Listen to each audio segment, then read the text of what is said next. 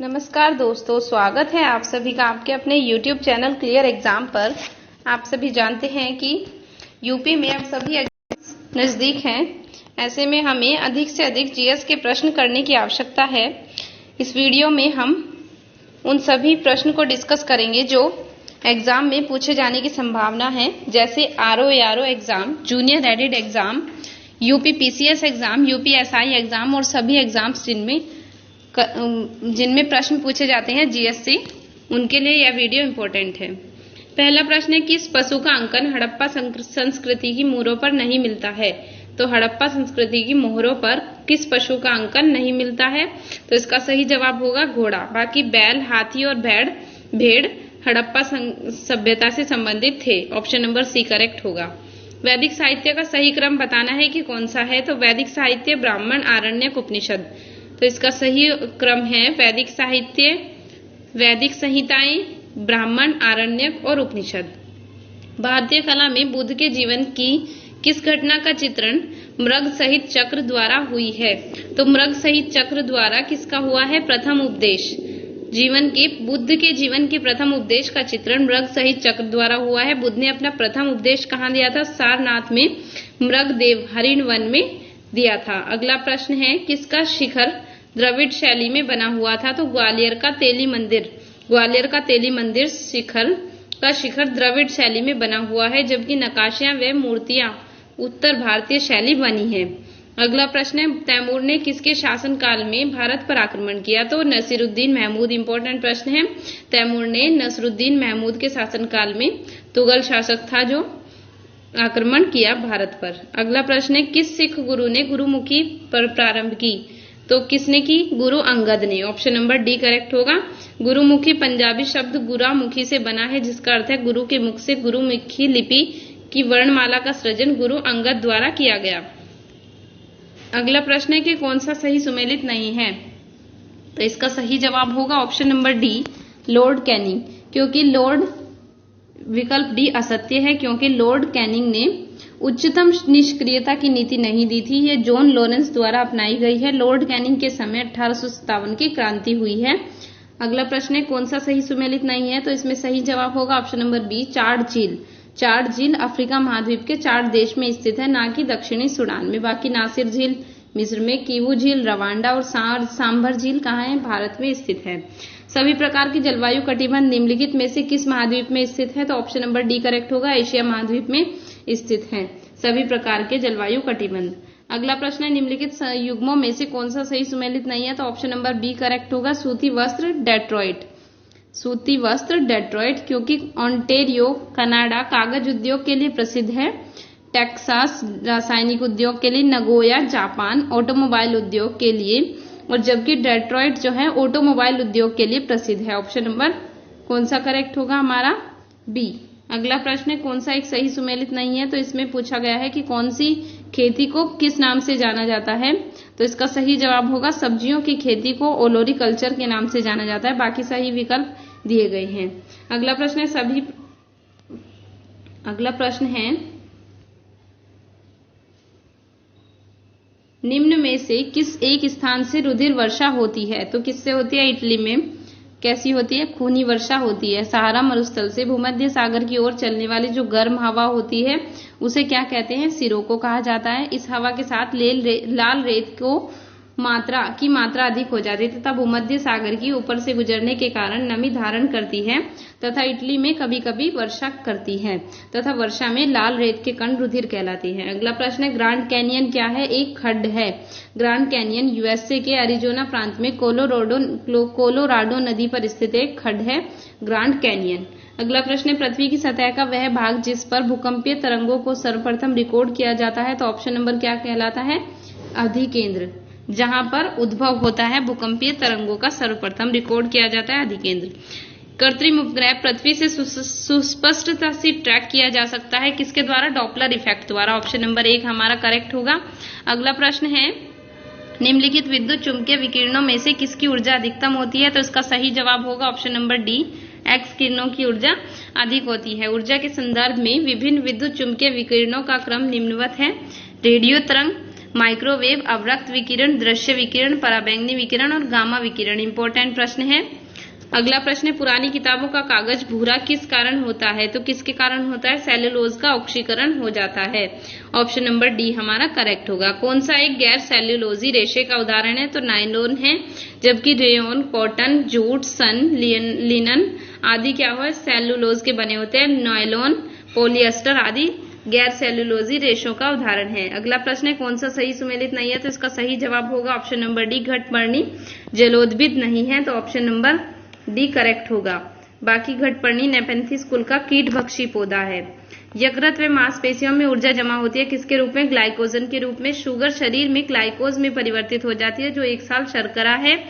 यह अवशोषित होकर रक्त के अंगों ऊतकों में पहुंच जाती है। यकृत मांसपेशियों में मुख्यतः ग्लूकोज या ऊर्जा ग्लाइकोजन के रूप में जमा होती है। कौन सा शेयर बाजार में कौन सटोरिया नहीं है? तो इसका सही जवाब होगा ऑप्शन नंबर सी, शेयर बाजार में विभिन्न प्रकार के सट्टेबाजी गतिविधियां क्या नाम है? बुल, बियर, लैमडक और स्टैग। अगला प्रश्न है, कौन सा मानव, इंपॉर्टेंट प्रश्न है, सभी एग्जाम में बहुत बार पूछा जा चुका है और बार बार पूछे जाने की संभावना बनी रहती है। तो यूएनडीपी ने सर्वप्रथम एचडीआई में 3 आधार बताए थे मानव विकास सूचकांक को नापने के: जन्म के समय, जीवन प्रत्याशा, जीवन का स्तर और शिक्षा का स्तर। अगला प्रश्न है, इंपॉर्टेंट है, बंधुआ मजदूर नियम किस वर्ष स्थापित किया गया? तो इसका सही जवाब होगा 1975 में। अगला प्रश्न है, भारत में सामुदायिक विकास कार्यक्रम की स्थापना कब हुई? 2 अक्टूबर 1952 को। अगला प्रश्न है, 2 अक्टूबर 1952 को हुई। और अगला प्रश्न पूछा गया है, निम्नलिखित में से किस समिति की संस्तुतियों के आधार पर भारत में गरीबी रेखा का आकलन किया जाता है? तो लकड़ावाला समिति।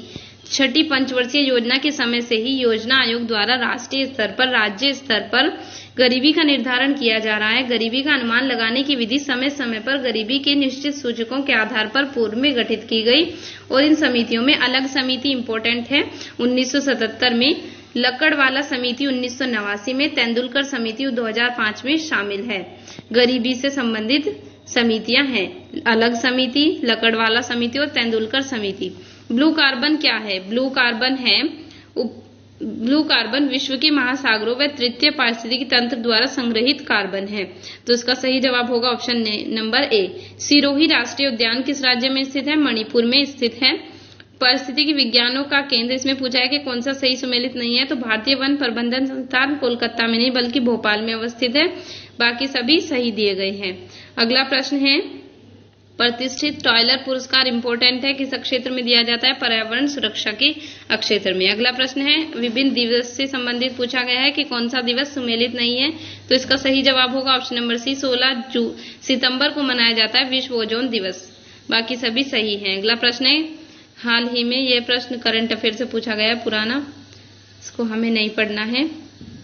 अगला प्रश्न है, निम्न में से कौन सी सबसे लंबी अवधि तक सबसे पहली महिला अंतरिक्ष यात्री बनी? तो इसका सही जवाब होगा क्रिस्टीना कोच। गंगा के पूर्वी क्षेत्र की मृदा को किस नाम से जाना जाता है? सिकता, धनकर, करियल, उपरोक्त सभी के नाम से जाना जाता है। रटोल आम मुख्यतः किस जिले से संबंधित है? ए और बी दोनों। रटोल आम मेरठ और बागपत दोनों में पाए जाते हैं। अगला प्रश्न है, कुसेहरा जलप्रपात इंपॉर्टेंट है। कुसेहरा जलप्रपात उत्तर प्रदेश के किस जिले में स्थित है? मिर्जापुर में। कुसेहरा, विंध्यम, टांडा और देवदारी जलप्रपात स्थित है। अगला प्रश्न है, विश्व बैंक द्वारा सहायता प्राप्त कौन सी सिंचाई परियोजना है? तो ऊपरी गंगा नहर सिंचाई परियोजना विश्व बैंक द्वारा सहायता प्राप्त है। प्रदेश में भूगर्भ दिवस कब मनाया जाता है? 10 जून को मनाया जाता है भूगर्भ दिवस। वर्ष 2011 की जनगणना के अनुसार ग्रामीण जनसंख्या का सबसे अधिक अनुपात किस राज्य में है? तो हिमाचल प्रदेश में सर्वाधिक ग्रामीण जनसंख्या का अनुपात निवास करता है। 2011 के अनुसार निम्न नगरों में किसका लिंगानुपात सबसे अधिक है? तो किसका अधिक है? ऑप्शन नंबर बी करेक्ट होगा, कोलकाता का सर्वाधिक है। भारत में नगरीकृत केंद्रों की संख्या कितनी है? 6 है। भारत में नगरीय केंद्रों की संख्या 6 है। नगरीय गलियारे किससे संबंधित है? नगरीय परिवहन संकटों से। 2011 के अनुसार भारत में 10 लाख ही नगरों की संख्या है। तो जिनकी 10 लाख जनसंख्या है, ऐसे नगर कितने हैं? ऑप्शन नंबर बी करेक्ट होगा, 53।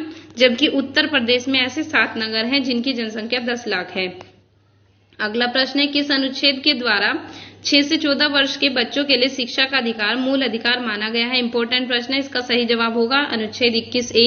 46वां संविधान संशोधन 2002 द्वारा 21A को जोड़ा गया। अगला प्रश्न है, संविधान के किस अनुच्छेद के द्वारा राष्ट्रपति को सर्वोच्च न्यायालय से परामर्श मांगने का अधिकार है? तो ऑप्शन नंबर सी करेक्ट होगा। अनुच्छेद 143 के अनुसार सार्वजनिक मामलों में राष्ट्रपति सर्वोच्च न्यायालय से राय लेने के लिए अधिकृत है। सार्वजनिक महत्व के मामले में पूर्ण संविधान, संधि, करार, वचनबद्धता, लाइसेंस या इस तरह के अन्य सवाल को पूछने के बारे में। पहले वित्त आयोग का गठन किया गया 1951 में। इसके अध्यक्ष थे केसी पंत। अनुच्छेद 280 के तहत किया गया 22 नवंबर 1951 को। और पहली बार इसके जो अध्यक्ष बने 5 वर्षीय समिति थी। 5 वर्ष की समाप्ति पर इसके अध्यक्ष को, इसके प्रथम अध्यक्ष थे केसी नियोगी। प्रत्येक 5 वर्ष की समाप्ति पर या उससे पहले राष्ट्रपति आवश्यक समझे एक वित्त आयोग को गठित करता है और इसके 4 अन्य सदस्य होते हैं। भारत में गार्जियन ऑफ पब्लिक पर्स किसे कहा जाता है? इंपॉर्टेंट प्रश्न है, नियंत्रक व महान्यायवादी को कहा जाता है। अगला प्रश्न है, निम्नलिखित कथनों पर ध्यान देना है।